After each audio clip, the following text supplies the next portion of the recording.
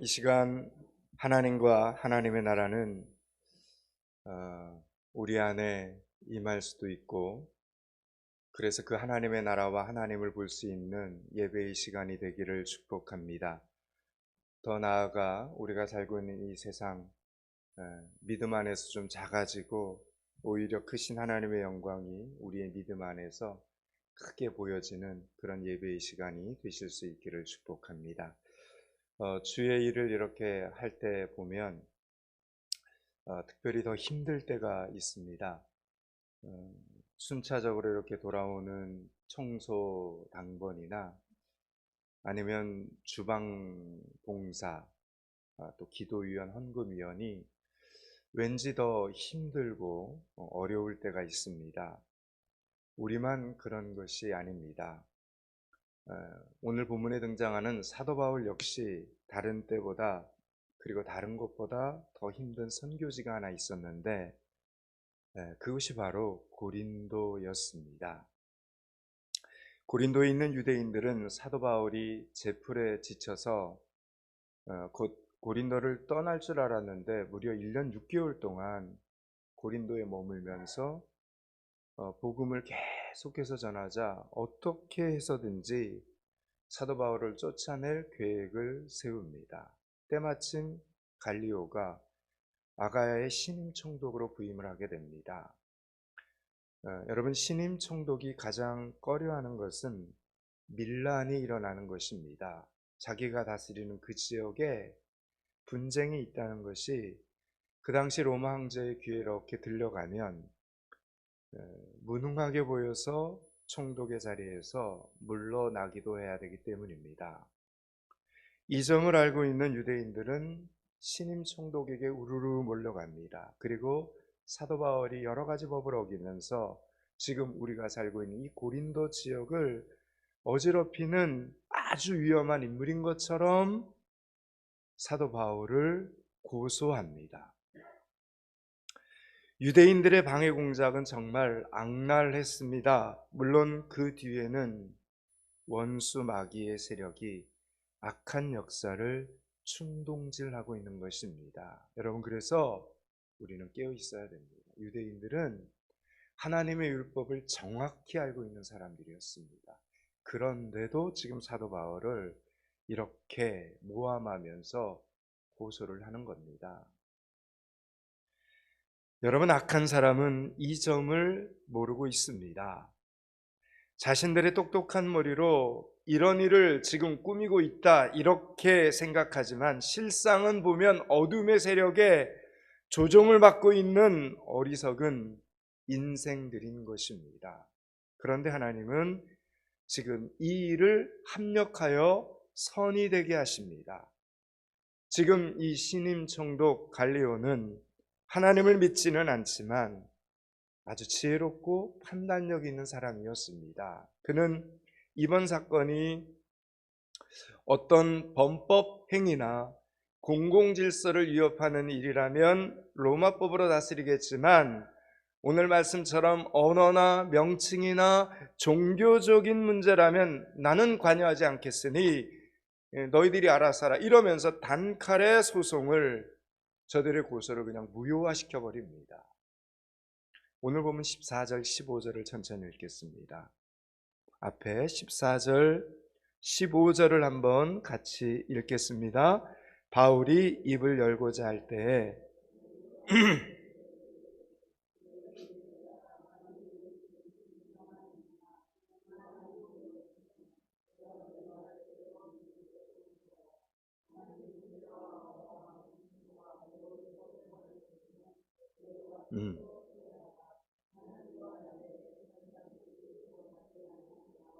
아멘. 여러분, 지금 이 갈리오 총독의 판결이 매우 중요합니다. 굉장히 중요했습니다. 왜냐하면 이 판결 이후로 사도 바울이 선교 여행을 할 때, 전도 여행을 할 때 로마법 아래에 있는 모든 총독들은 지금 이 갈리오 총독의 선례를 따라야만 했기 때문입니다. 그래서 오히려 로마의 군사들은 성경을 보면 곳곳에서 사도 바울을 보호해주고 도와주는 형태를 취하게 됩니다. 보십시오, 여러분.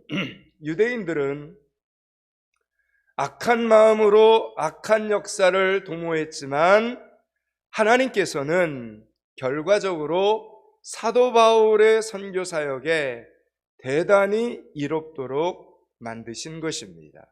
그래서 합력하여 선을 이루시는 하나님이라는 이야기를 드리는 겁니다. 여러분, 오늘도 우리 하나님은 하나님께서 원하시는 사람을 들어 사용하시고요, 하나님께서 원하시는 사람을 통해서 하나님이 원하시는 결과를 만들어 가시는 하나님이심을 여러분 믿으시기 바랍니다. 그 사람이 하나님을 믿는 사람이든 안 믿는 사람이든 창조주 하나님은 누구든지 사용하실 수 있습니다. 그러므로 여러분에게 혹 어려움을 주는 사람들이 있다면 그 사람과 그 문제를 놓고 하나님께 열심히 기도하시기 바랍니다. 결과적으로 여러분에게 좋은 일이 되게 하시고 여러분의 얼굴에 웃음꽃이 피게 만드시는 하나님을 기도 중에 만나시기 바랍니다. 여러분, 우리는 그렇게 살아야 되는 사람들입니다. 여러분, 오늘 본문은 참 전도하기 어려웠던 도시 고린도의 사역을 끝으로 제2차 선교여행을 마무리하고 출발지인 안디옥으로 돌아가는 사도 바울의 여정이 소개되어 있습니다. 오늘 본문 18절을 읽었었죠. 18절을 한번 읽겠습니다. 같이 읽습니다. 바울은 더 여러 달 머물다가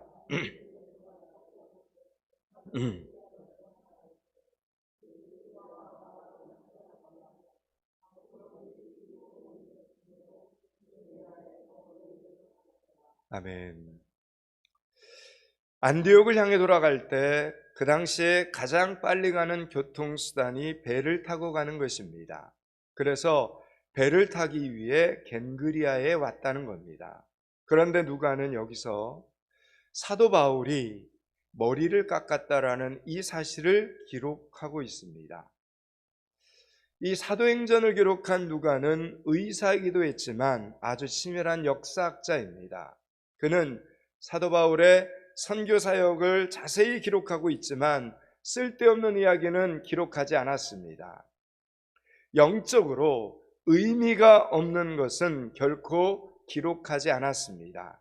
그렇다면 겐그리아에서 사도 바울이 머리를 깎았다는 것을 기록한 이유가 무엇이겠습니까? 이것은 단순히 사도 바울의 헤어스타일의 변화를 말하고 있는 것이 아닙니다. 사도 바울은 고린도에서 전도하는 동안 머리를 깎지 않았습니다. 몇 년 있었다고 그랬습니까? 1년 6개월을 있었다고 했습니다. 1년 6개월 동안 머리를 깎지 않은 것입니다. 왜냐하면 그가 하나님 앞에 서원을 했었기 때문입니다. 모세의 율법에 의하면 유대인들에게는 두 가지 나실인의 서원이 있습니다.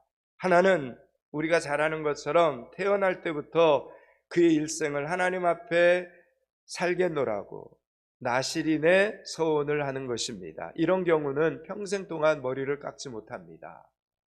대표적인 사람이 바로 삼손입니다. 그러나 삼손은 그 서원을 지키지 못합니다. 여자의 유혹에 빠져서 머리카락을 자르는 순간 하나님의 영이 그를 떠나 원수들의 조롱거리로 전락하고 말았습니다. 하나님과의 약속을 너무 쉽게 생각한 자의 불행한 종말이 바로 삼손입니다. 또 하나, 일정 기간 동안 나실인의 서원을 하는 것입니다. 그 기간 동안에는 머리를 깎지 않습니다. 만약 서원 기간 동안 부정한 일이 있어서 하나님에 대한 자신의 약속을 지키지 못할 경우에 그 기간이 무효가 됩니다. 처음부터 다시 나실인의 서원을 시작해야 합니다. 그런데 이것은 강제적이나 율법적인 그런 의무적인 율법은 아니었습니다. 자신이 하나님 앞에서 결단할 필요가 있을 때만 하는 것입니다. 그렇다면 오늘 사도 바울은 왜 고린도에서 서원을 한 것입니까? 힘들었기 때문입니다. 너무 힘들었기 때문입니다. 물질과 음란과 쾌락의 도시인 이 고린도 사람들을 보는 것이 사도 바울의 입장에서는 너무 힘들고 어려웠던 것입니다. 그런데 너무 힘들어서 포기하고 싶었는데, 그 사람들도 포기하고 그 지역을 다 포기하고 싶었는데, 그런데 그곳에 하나님의 백성이 많다라는 하나님의 음성을 바울이 듣게 됩니다. 그러니까 어떡합니까? 다시 한번 하나님의 그 음성을 듣고 믿지 않는 하나님의 백성들을, 그들에게 하나님의 복음을 전하기 위해 사도 바울은 다시 한번 용기를 냅니다. 숨겨진 하나님의 백성들에게 하나님의 복음을 전하지 않고서는 결코 고린도를 떠나지 않겠다는 결렬한 각오와 결단으로 서원을 했다라는 이야기입니다. 그냥 그곳에 오래 살기 위해서, 그곳이 살기 편해서 오래 머문 것이 아니라 VIP를 품고 전도해야 될 하나님의 백성들이 많아서 오랫동안 머문 것입니다. 오늘 여러분이 오랫동안 그곳에 사는 이유는 무엇입니까? 여러분이 새로운 곳으로 이사를 하는 이유는 무엇입니까? 여러 가지 개인적인 이유를 떠올리겠지만 여러분, 그것은 두 번째입니다. 여러분이 지금 그곳에 아직 전도해야 될 하나님의 사람들이 있기 때문에 하나님께서 그곳에 여러분으로 하여금 더 살게 하시는 것입니다. 여러분의 VIP들이 그곳에 있기 때문에 하나님께서 그곳에 더 살게 하시는 것입니다. 새로운 곳으로 이사를 하게 하신 것도 그곳에 다른 사람이 아닌 꼭 여러분이 전도해야 될 사람이 있기 때문에 움직이게 하신 것입니다.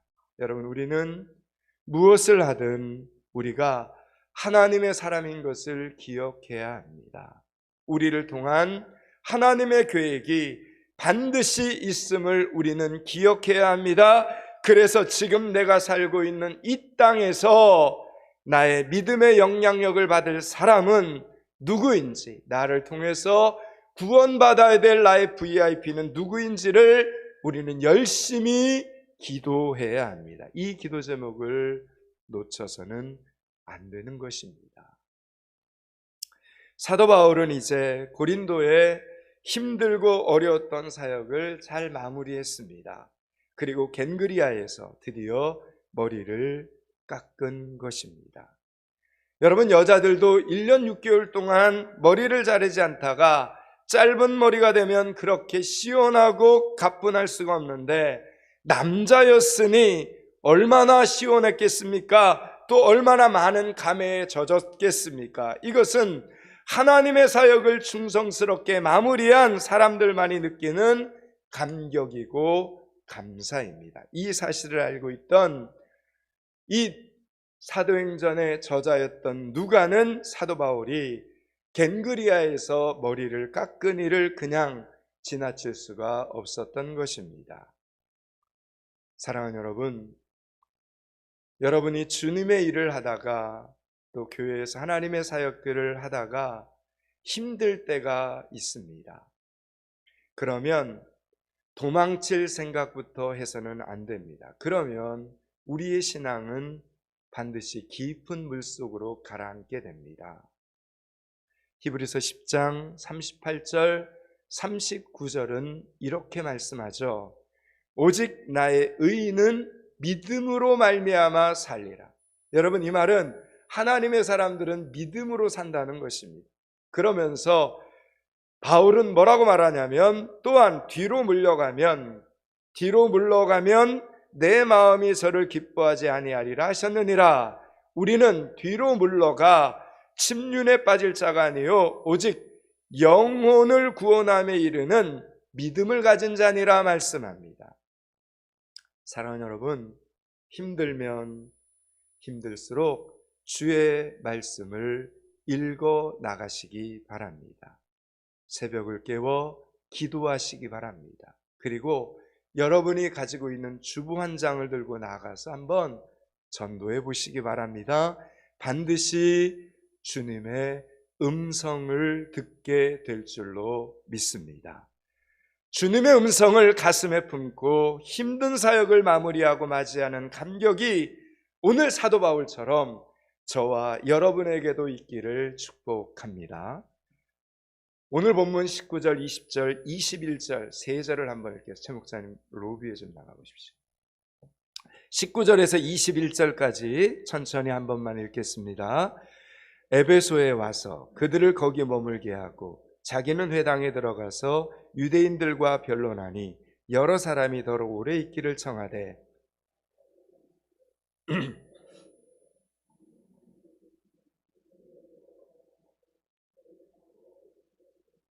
아멘.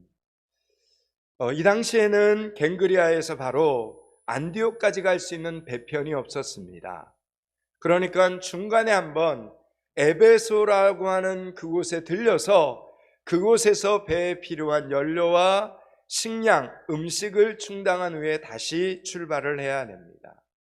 그렇게 잠시 며칠 동안 에베소에 본의 아니게 머물게 되면서 사도 바울은 그곳에서 또 복음을 전하게 됩니다.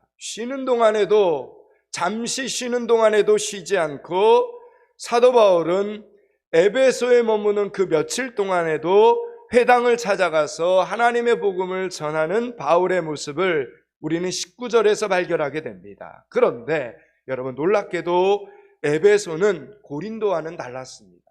고린도에서는 복음을 전하려면 너무 핍박이 심하고 힘들었는데, 그래서 사역을 다 내려놓고 싶을 정도로 힘들었는데 이상하게 에베소에는 다른 겁니다. 사람들이 복음을 듣는 반응이 달랐습니다. 후에 에베소 교회에서 영적인 대부흥 운동이 일어나는데 이때부터 벌써 그 조짐이 보이기 시작한 것입니다. 그렇지만 사도 바울이 지금은 에베소를 떠나야만 했습니다.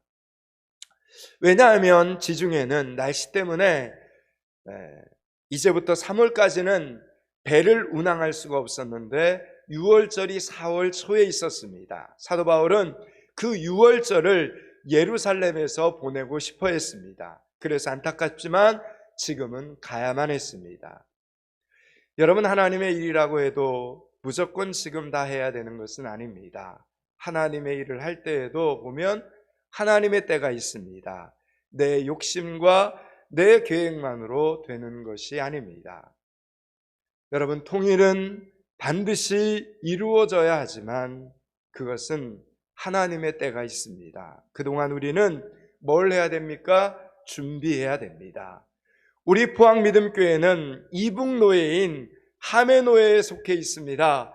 그러므로 통일이 되면 우리 노예에서 앞장서서 북한 선교의 사명을 감당해야 하고, 우리 포항믿음교회 또한 한 부분, 한 지역의 복음화를 감당해야 합니다. 저와 여러분의 기도 속에 북한 땅을 위한 기도가 끊어지지 않기를 바랍니다.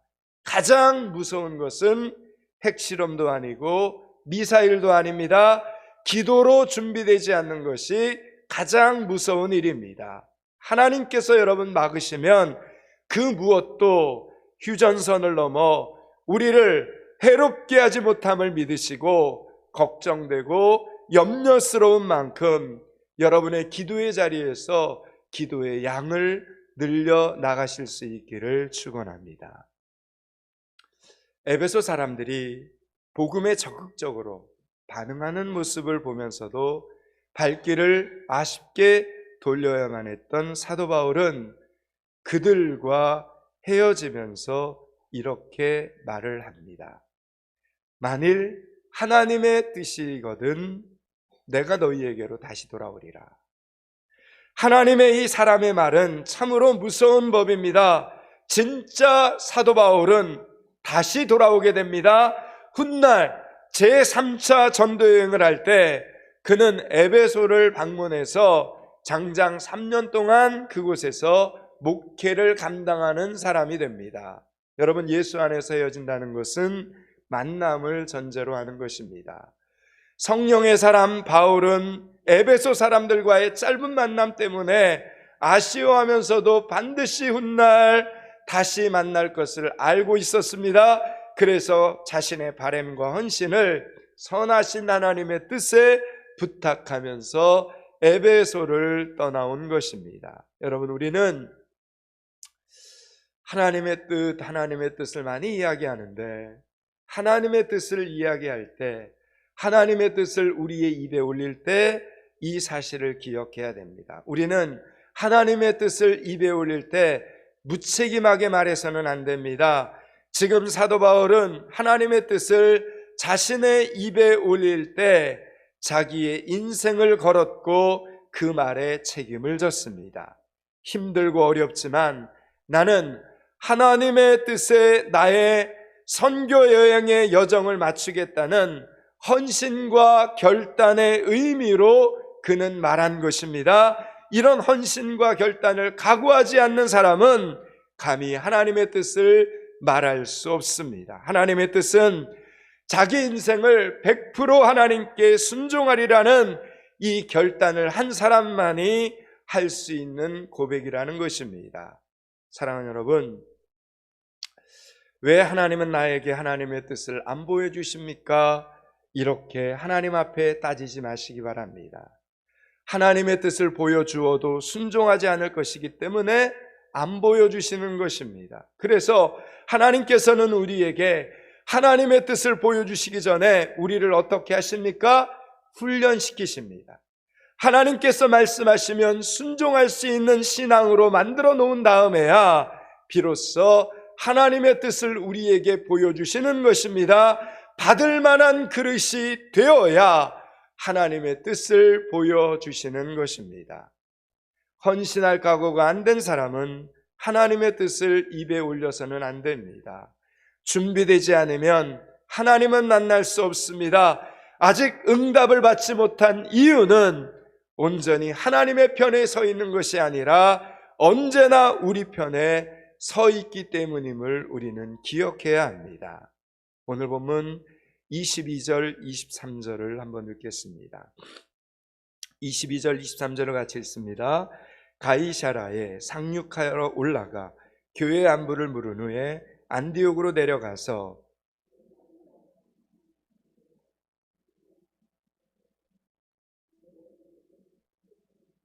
아멘. 지금 사도 바울은 제2차 전도 여행을 끝냈습니다. 그러므로 이제 가이사라에 배가 도착을 하면 곧바로 안디옥으로 가면 됩니다. 사도 바울은 안디옥 교회에서 파송한 선교사이고 그곳이 그의 베이스 캠프입니다. 그런데 지금 가이사라에 도착한 사도 바울은 굳이 예루살렘으로 올라갔다가 안디옥으로 간다는 겁니다. 예루살렘 교회에 가서 제2차 선교 여행에 대한 보고를 하기 위해서였습니다. 사도 바울은 지금 몸이 무척 피곤한 상태인데 선교 보고 때문에 꼭 그렇게 직접 가야 할 필요가 없습니다. 글도 잘 쓰는 사람이니 편지로 보고서를 작성을 해서 디모데를 시켜서 전하고 오라고 하면 됩니다. 그런데 사도 바울은 본인이 직접 예루살렘으로 갑니다. 왜 그렇게 한 것입니까? 관계가 중요했기 때문입니다. 우리가 하나님의 일을 할 때 놓쳐서는 안 되는 것은 하나님의 일도 중요하지만 관계도 매우 중요합니다. 성도의 교제는 하나님의 일만큼이나 매우 중요합니다. 여러분, 지금 예루살렘 교회는 아직 이방인 선교를 잘 모릅니다. 하나님께서 이방인 선교를 통해 얼마나 놀랍도록 역사하시는가를 예루살렘 교회 교인들은, 사도들은 모릅니다. 지금 전도 여행을 하고 돌아온 사도 바울만 알고 있는 것입니다. 그래서 사도 바울은 베드로, 안드레, 사도 요한 등을 직접 예루살렘 교회에서 만나서 하나님께서 아시아뿐만 아니라 유럽까지 하나님의 이 복음의 문을 열어주셨다는 이 사실을 전해야 될 필요성을 느낀 것입니다. 여러분, 편지로 보고서를 읽는 것과 담당 선교사와 직접 만나 이야기를 하는 것은 그 영향력에 있어서 다를 수밖에 없습니다. 얼굴 보고 밥 먹고 하는 것이 아무것도 아닌 것 같아도 절대 아무것도 아닌 것이 아닙니다. 코로나가 이제 좀 더 빨리 마무리돼서 우리 예배 끝나고 교육관에서 같이 좀 이렇게 식사하고 얼굴 보고 식사하고 교제할 수 있는 날이 좀 빨리 왔으면 좋겠습니다. 오겠죠, 곧. 여러분, 사도 바울의 입장에서는 이 일까지 잘 마무리해야 비로소 제2차 선교 여행이 아름답게 끝나게 되는 것입니다. 예루살렘 교회가 이방인 교회와 주 안에서 하나라는 이 사실을 깨닫고 있어야 이후로 제3차 선교 여행을 할 때 예루살렘 교회와 성도들이 기도 동력과 선교 후원이 함께 이루어질 수 있기 때문에 사도 바울이 힘들고 지쳤지만 그럼에도 불구하고 예루살렘 교회에 가서 지금 보고를 하는 장면입니다. 여러분, 우리가 하나님의 일을 할 때 귀찮아도 꼭 신경을 써야 하는 부분이 있습니다. 여러분, 그것은 바로 성도의 교제입니다. 성도 간에 서로 좋은 관계를 맺기 위해서 우리는 시간을 들일 필요가 있습니다. 에이, 저 사람은 나와 신앙하는 스타일이 너무 달라 하면서 멀리하면 안 됩니다. 여러분, 교회 안에서 끼리끼리가 많아지면 그 교회는 절대 부흥할 수 없습니다. 그 부서는 절대로 성장할 수 없습니다. 하나님의 역사가 나타날 수 없습니다. 절대로 끼리끼리가 되면 안 됩니다. 교회 안에서는 한 마음 한 뜻 한 성령 안에서 모든 부서와 기관과 셀이 성도들이 여러분 하나가 되셔야 됩니다. 아멘. 그런 교회가 하나님이 쓰시는 교회가 됩니다. 여러분, 나와 좀 달라도, 나와 좀 생각하는 것들이 좀 달라도 몸된 제단을 같이 섬기기 위해서 끌어안을 수 있어야 합니다. 마음을 맞출 줄 알아야 합니다. 여러분, 완벽한 사람 없습니다. 때로는 오해가 된 부분에 대하여 풀릴 수 있도록 설명도 좀 해주고, 때로는 서로 간증도 하면서 하나가 되기 위해서 우리는 노력해야 됩니다. 그걸 하나님이 기뻐하십니다. 하나님은 주 안에서 하나된 하나님의 자녀들의 마음이 뿔뿔이 흩어지는 것, 나누어지는 것, 하나님 절대로 기뻐하지 않으시고요, 사단은 기뻐합니다. 우리의 마음이 둘로 나눠지는 것, 하나님은 원치 않으시는데 마귀 사탄은 원합니다.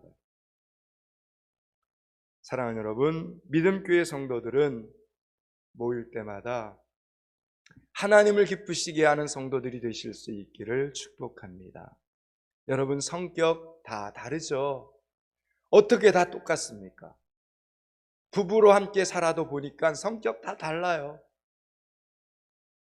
여러분, 성격은 다 달라도 그럼에도 불구하고 우리는 누구의 자녀입니까?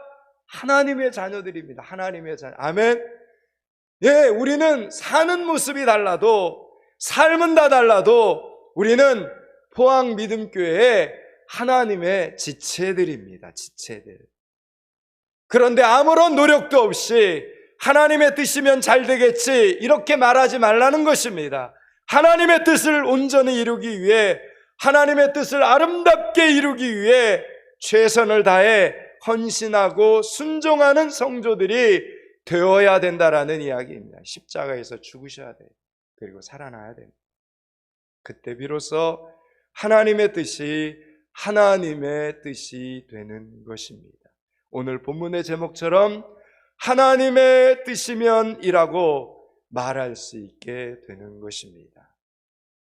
이제 말씀을 마치려고 합니다. 사랑하는 여러분, 오늘 우리는 하나님의 뜻을 위하여 기도하고 열심히 최선을 다해 노력한 이 사도 바울의 수고를 기억해야 됩니다.